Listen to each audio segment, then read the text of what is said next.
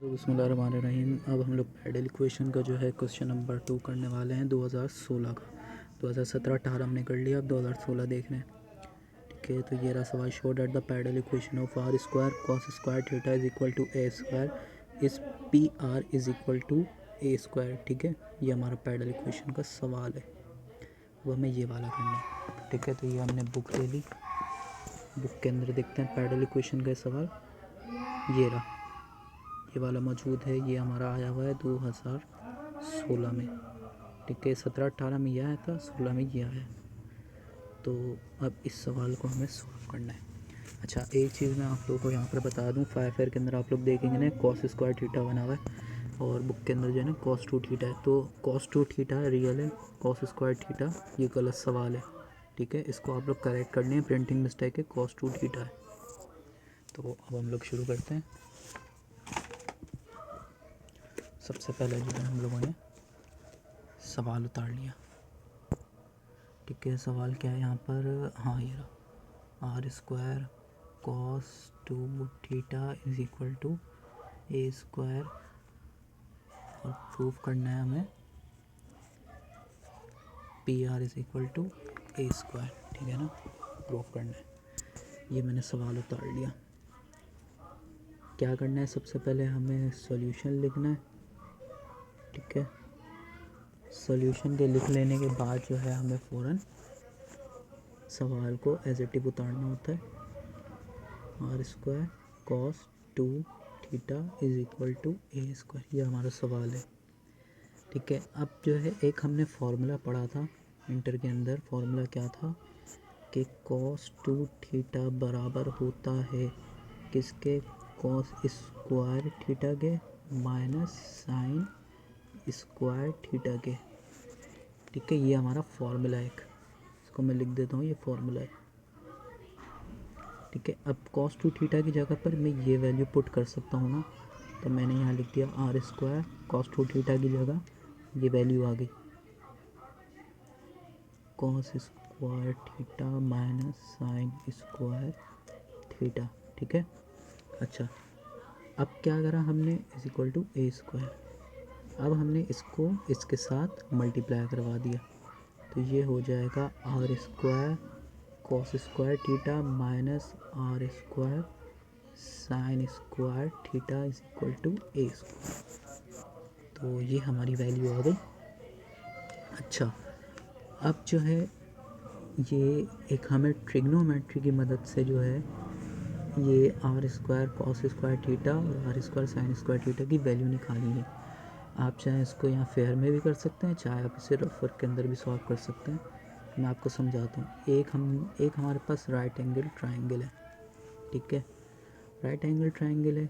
ये हमारे पास बेस होगी एक्स, परपेंडिकुलर होगा वाई, और इसका जो हाइपोटेन्यूज है वो है आर। ठीक है, तो ये बेस, परपेंडिकुलर, हाइपोटेन्यूज। तो अब फॉर्मूला हमें क्या कहता है अगर आप लोगों को याद हो तो? परपेंडिकुलर अपॉन हाइपोटेन्यूज बराबर होता है साइन थीटा के, यही कहते हैं ना। तो अच्छा, परपेंडिकुलर हमारे पास क्या है? वाई, हाइपोटेन्यूज क्या है? आर, ये क्या है? Sine theta. अब इस पर स्क्वायर करते हैं हम लोग, तो ये क्या बन जाएगा? स्क्वायर ऑन बोथ साइड, ये बन जाएगा ये y square is equal to r square sine square theta. ये बन गई वैल्यू। अब जब x की निकालेंगे तो x का फॉर्मूला क्या होता है? Base upon hypotenuse. बेस क्या है? x, हाइपोटेन्यूज क्या है? r, किसके बराबर है? कॉस थीटा के। दोनों के ऊपर स्क्वायर करेंगे तो ये आ जाएगा x square is equal to r square cos square theta. ये आ गई हमारे पास दो अदद वैल्यू जो हमने ट्रिग्नोमेट्री की मदद से निकाली है यहाँ पर। ठीक है, अच्छा, अब देखें ये क्या है? R square cos square theta, r square cos square theta किसके बराबर है? एक्स स्क्वायर के। R square sine square theta, r square sine square theta बराबर है वाई स्क्वायर के। तो एक्स स्क्वायर और वाई स्क्वायर यहाँ पर हम लोग पुट कर देते हैं। तो ये हो गया हमारे पास x square minus y square is equal to a square.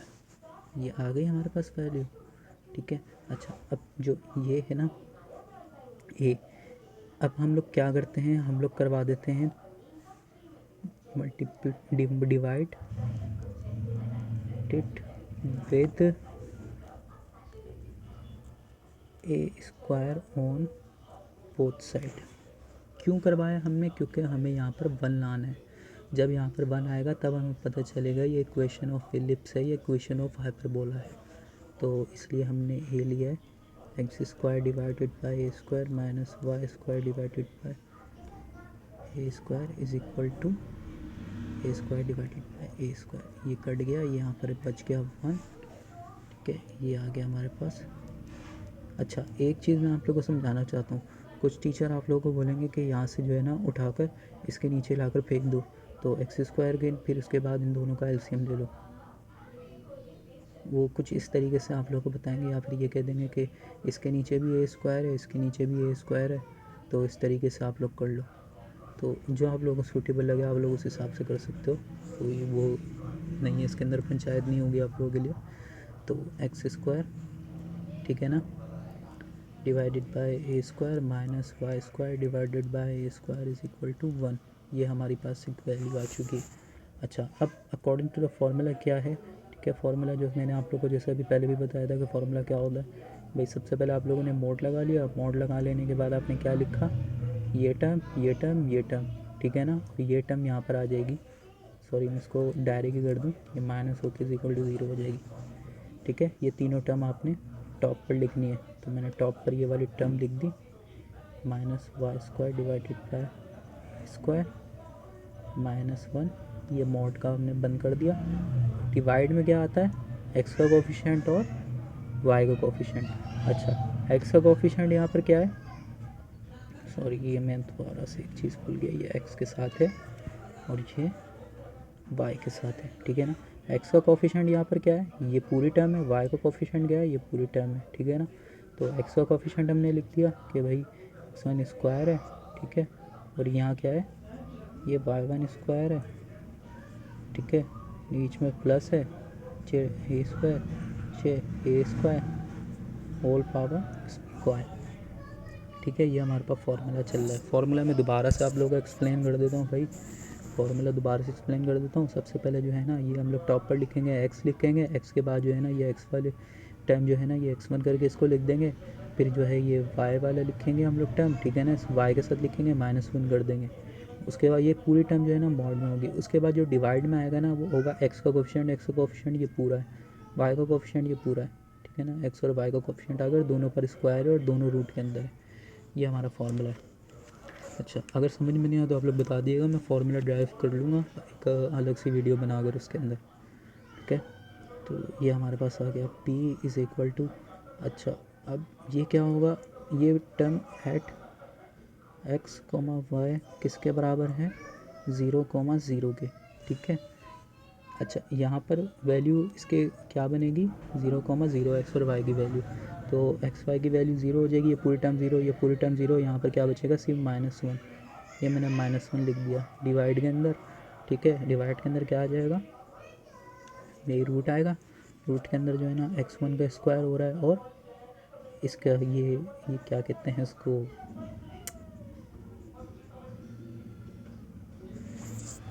इसको खोल देंगे, स्क्वायर खोल देंगे, x1 स्क्वायर हो जाएगा, ये a की पावर 4 हो जाएगी, प्लस y1 का स्क्वायर हो जाएगा, a की पावर 4 हो जाएगी, ठीक है। ये हमारे पास आ गई इसकी वैल्यू। अच्छा, अब हमें क्या करना है, अब जो है हमें इसके अंदर से देखें, ये एलसीएम निकल सकता है, हम इसको एलसीएम ले सकते हैं, एलसीएम लेके a4 बना सकते हैं हम लोग। उसके बाद ऊपर x square plus y square बचेगा, नीचे सिर्फ a4 बचेगा और फिर इसको रूट से हम लोग निकाल लेंगे, ठीक है। तो ये अब हम लोग अगले पेज पर करते हैं, ठीक है। अब हम लोग इसको सॉल्व करना शुरू कर देते हैं। तो सबसे ऊपर क्या बचेगा भाई, मॉड के अंदर था ना, तो मॉड के अंदर क्या हो जाता है, मॉड के अंदर आके ये प्लस का 1 हो जाता है, तो हमने डायरेक्ट जो है ना प्लस का वन लिख दिया। यार मेरा हाथ हिलने लग गया बहुत ज़्यादा। अच्छा उसके बाद जो है ना ये हमने रूट ले लिया। रूट लेने के बाद अच्छा नीचे टर्म क्या बची हमारे पास। अच्छा ये एक्स स्क्वायर थी, ए 4 था, वो लिया था हमने एलसीएम, प्लस वाई की पावर स्क्वायर थी। एक्स स्क्वायर और वाई स्क्वायर मैंने आप लोगों को पहले भी बताया, एक्स स्क्वायर और वाई स्क्वायर बराबर होता है आर स्क्वायर के, ये मैंने आप लोगों को बताया था ना। तो अब ये 1 लिखा, रूट के अंदर जो है ना हमने लिख दिया ये आर स्क्वायर है, डिवाइड के अंदर आ गया ए 4 हो गया, ठीक है ना।